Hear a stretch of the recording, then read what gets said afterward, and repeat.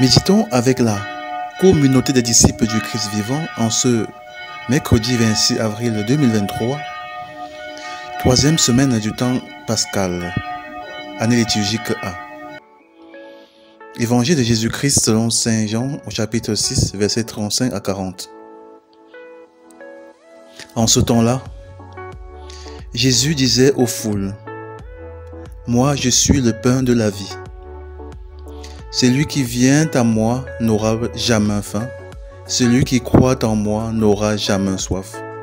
Mais je vous l'ai déjà dit. Vous avez vu, et pourtant vous ne croyez pas.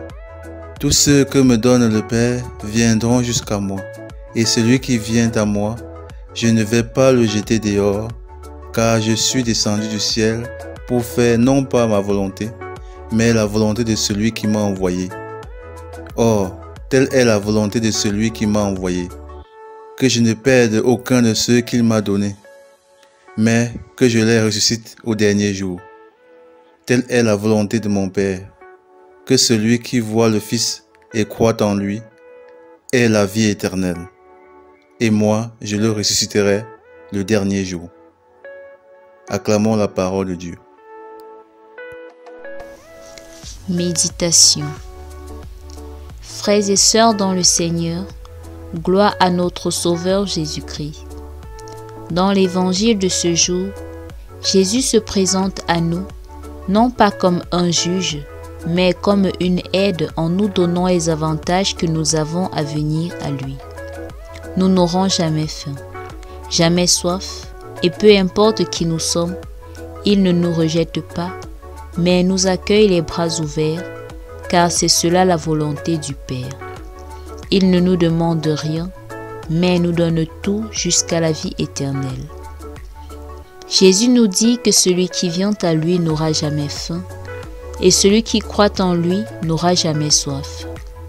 Cette parole est à prendre d'abord au sens littéral, car le Seigneur s'occupe de ceux qui le suivent. Il vient de nourrir une foule de personnes, de pain et de poissons. Mais cette faim et cette soif peuvent être une métaphore pour son corps et son sang, dont il nourrit notre âme.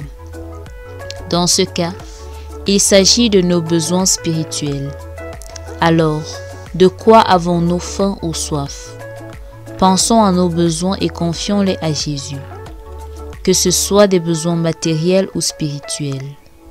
Besoin d'enfants, de travail, de mariage, d'argent. Besoin d'être purifié, pardonné, restauré, ou besoin d'une foi plus grande.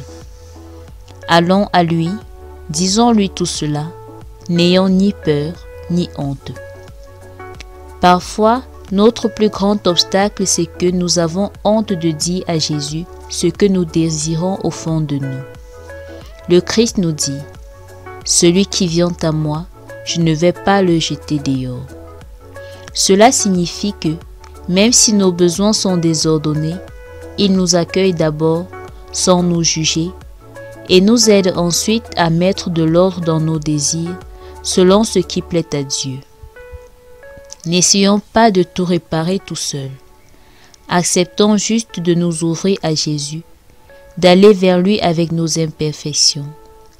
Croyons qu'il nous donne la vie éternelle, et il a déjà commencé par donner sa vie sur la croix pour nous et continue de se donner chaque jour dans la Sainte Eucharistie. Acceptons que Jésus occupe cette place d'ami à qui nous disons tout, qui nous comprend, nous accepte, nous conseille et nous soutient. Et pour conclure notre méditation, lorsque nous avons un ami formidable comme Jésus, nous faisons l'effort de lui ressembler. Il s'agit donc également pour nous chrétiens qui avons accepté le Christ et faisons tout avec lui, de faire également tout comme lui.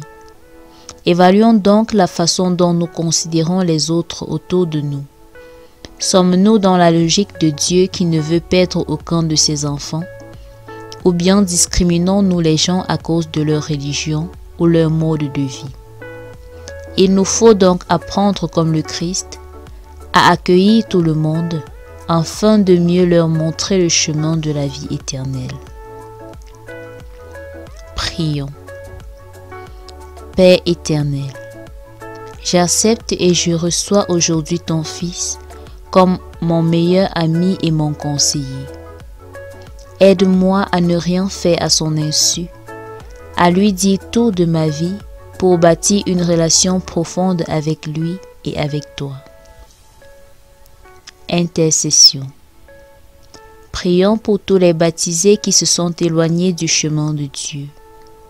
Que le Christ Jésus, au nom duquel ils ont été baptisés, les retrouve dans tous les endroits où ils se sont égarés et les ramène dans la maison du Père. Sainte Vierge Marie, notre Mère, intercède pour nous. Exercice spirituel. Pendant un temps de prière, dis à Jésus tous nos besoins et ensuite écoutez ce qu'il nous conseille de faire.